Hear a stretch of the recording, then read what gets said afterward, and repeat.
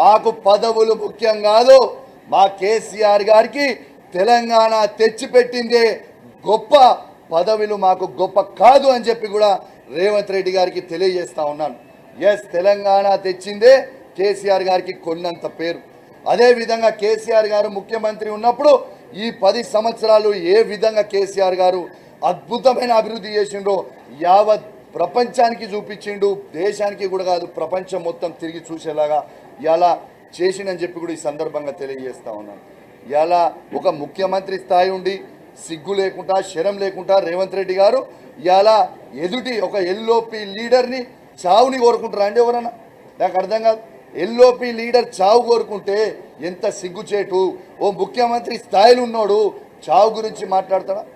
నువ్వు చావాలని ఇంతకుముందు ఇంత 100 మంది ముఖ్యమంత్రులు ఉన్నారు, 100 మంది ఎల్ఓపి లీడర్లు లేరు, కానీ ఎవరు కూడా ఒకరు చావాలని కోరుకోలేదే.